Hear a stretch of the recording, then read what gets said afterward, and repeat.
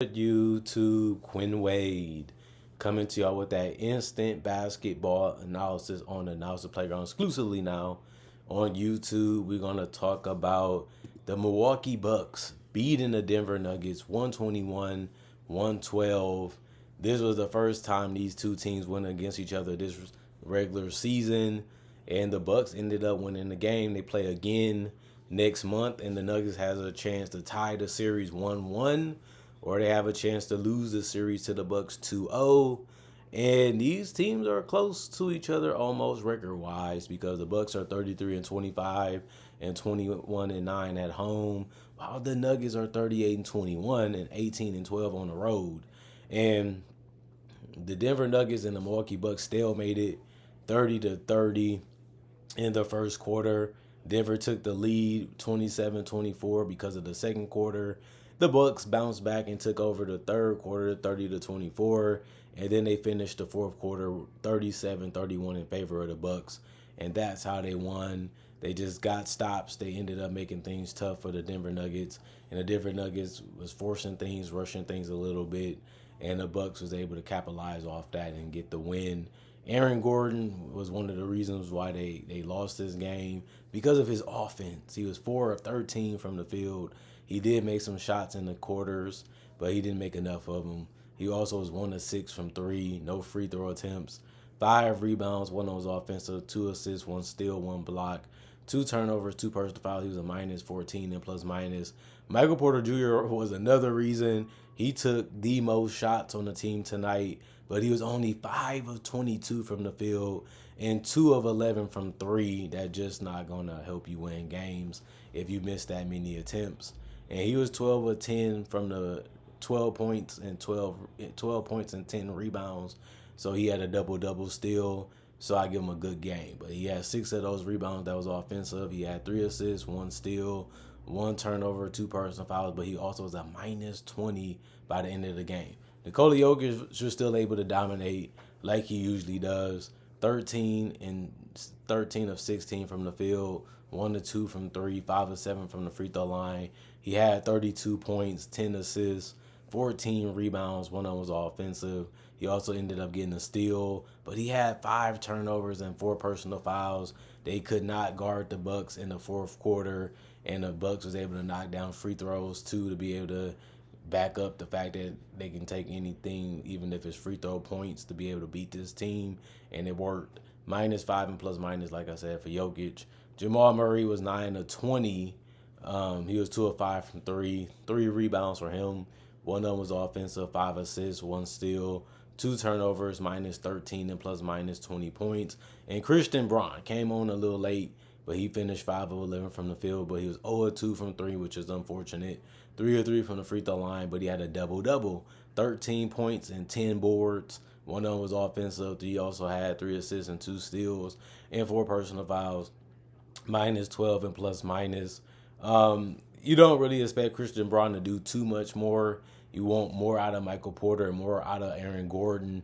Just didn't happen tonight. And they did have to score more from the perimeter because the Bucks are trying to lock up the paint and make it difficult in the painted area, forcing these guys to take more jump shots, which they obliged and ended up doing anyway. And that was in the favor of the Bucks, and the Bucks was able to get transition, and they was able to get stops and get rebounds to close out the possession, and then they was able to win that battle. Zeke Naji, 101 from the field, 2 rebounds, 1 was offensive, 1 steal, 1 block, 1 personal foul, plus 7 and plus minus 2 points. DeAndre Jordan, 101 from the field, 5 rebounds, 1 was offensive, 1 personal foul, minus 1 and plus minus 2 points.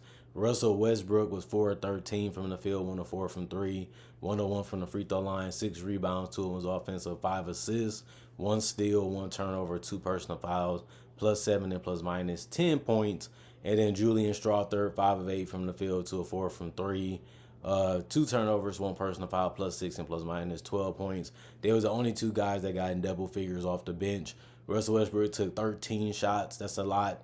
but he had to, but he still found ways to keep the team mates involved and when he had the ball in his hands, and he did a great job rebounding. And then Strother just made shots. That's all he comes in to do. If you can do a little rebounding and make shots with a little bit of defense, we're happy with you. And I think he did that tonight. It just wasn't enough, but it was mainly on the starters that needed to step it up a little bit more, not on the bench. And the bench did their job. The starters did not do theirs enough to beat a team like the Bucks, which sucks, but it happened tonight for that reason. The rest of the guys did not play. Coach's decision, and there's a couple of guys on this list that didn't play. 47 to 105, 44% from the field, 9 to 34, 26% from three. You just can't do that against a team like the Bucks. 9 of 11, 81% from the free throw line, 14 offensive rebounds, 55 total, 28 assists, 8 steals, 2 blocks, 13 turnovers, and 17 personal fouls. And then you look at the Milwaukee Bucks. Taurean Prince was 4 of 7 from the field. He finished 2 of 5 from three. He had 4 boards, 1 assist, 2 steals, and 1 personal foul. And he also has a plus 10 and plus minus. If he gets in double figures, you're happy. Plus, he did play a little defense tonight, and that's what he usually tries to do, and he tries to stay out the way. Other than that, Giannis galloping Kumbo got to the basket, but he was a monster on the boards with 19 tonight. 2 of them was offensive, and he did have a couple in the fourth quarter that mattered, and he stopped them from getting offensive rebounds, and that's what you have to do against the Denver Nuggets, but they still did have 14, and they did out-rebound the Bucks tonight. But Giannis had 11 of 23 shooting. He was also 1 of 2 from 3 and 5-8 from the free throw line. He did have 7 assists, 1 block, 2 turnovers, 3 personal fouls, plus 8 and plus minus. It's an excellent game from Giannis, a dominant performance. And they needed basically him to play like this for them to be able to win, because Kyle Kuzma is still trying to find his way as a shooter and as a scorer in general. He was 5 of 15 from the field and 1 of 5 from three, but he did finish 5 of 6 from the free throw line with 9 boards. One of his rebounds was offensive with 5 assists. He did also have 2 blocks, only had 1 turnover and no personal fouls. So he finished as a plus 19 with 16 points. He takes some wild shots, and he does try to force a little bit too when he's trying to score. He just need to relax a little bit, survey the court, and just try to make the easy shots, because they don't really need you doing anything difficult. And I think that that's something that he's going to realize again. We don't need you to be a hero. We don't need you to be a takeover guy. We just need you to play a role on this team. That's why we're starting you, because you have athleticism, you have size, you have good perimeter shooting ability, and we just need you to find your spots in this game and through the games, and that's it. We don't need you to be flinging shots, trying to find a way to step up and take over games. We don't need you to do that on this roster. We already have Dame and Giannis for that. And once he figures that out, maybe he can fit like that Laker team that he played on earlier this decade, where you don't have to be the most efficient, but you also don't have to take shots just to be taking them like you would do with the Wizards, because you have a green light to do it. But Brook Lopez, 7 of 16 from the field, 1 of 6 from three, 7 of 8 from the free throw line, 4 rebounds, 1 on his offensive, 3 assists, 1 block, 1 turnover, 4 personal fouls, plus 6 and plus minus. He did end up having 22 points, which is one of his best performances this season, and he has been able to be better offensively the last couple weeks, and that's good to see that he got a lot left in the tank, which some people was kind of questioning earlier on this year, but he looks like he's good. Dame ended up hitting some shots in the fourth quarter that mattered. 5 of 9 from the field, 3 of 6 from the three-point line, and most importantly, he made all his free throws to create this is a little bit of separation for them to be able to win this game a little easier without having to have pressure put on them to make shots. And he finished with 4 rebounds, 1 of them was offensive, also 4 assists and 2 steals. Did have those 4 turnovers, but he finished with no personal fouls in 35 minutes, which is good to see. And he had his 19 points. All starters for the Milwaukee Bucks scored in double figures, and that's good to see too, because their bench didn't do too much, but it wasn't needed. Like Jericho Sims played 11 minutes. He was 1 of 4 from the field, 4 rebounds, 1 was offensive. He was a plus 3 and plus minus with 2 points. Leon Robbins, he played a couple of seconds, and that was it for him, so he didn't really do anything. Gary Trent Jr. was 6 of 8 from the field and 3 of 4 from three. He's really been bringing that scoring punch off the bench, and it's good to see that he's still doing it even efficiently. 2 rebounds, one was offensive, 1 assist, 1 turnover, -2 and plus minus 15 points. Kevin Porter Jr. didn't shoot the ball good tonight. He was only 1 of 4 from the field, 1 of 3 from the 3-point line, but he only had 3 points because he attempted no free throws. 1 rebound, 2 assists, 2 turnovers, 1 personal foul. And then AJ Green, he's going to take threes. He finished 2 of 4 from the field, but 2 of 3 from the 3-point line. That's about what he does every game. That's how good he's been in that role, coming off providing shooting and spacing. 1 rebound, 2 assists, 1 steal, 2 personal fouls, -8 and plus -6 points. The rest of the guys didn't play either by suspension or they didn't play because of the coach's decision.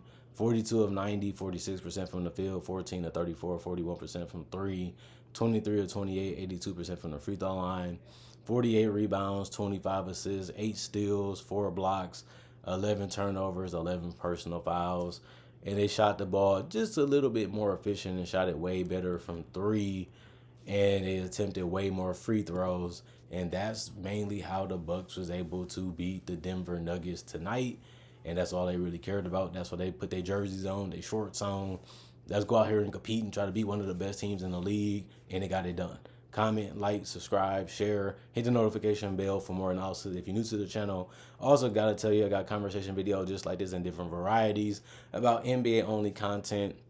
Not only that, I got breakdowns with real footage already on the channel or coming up of legends, current legends, rookies, future stars. Also do mock draft and draft coverage in general. If you love that type of stuff, I already got 3,000 videos already on my channel, plus more that you can watch and check out. If you love what you see now, maybe you see some more. Maybe you want to be a subscriber or a fan, even on other platforms, because my social medias is on my channel too, and also my email if you want to contact me or you want to see some other things I do besides make basketball videos and other interests. It's up to you what you want to do. Y'all stay blessed up. Hopefully you guys enjoying your day.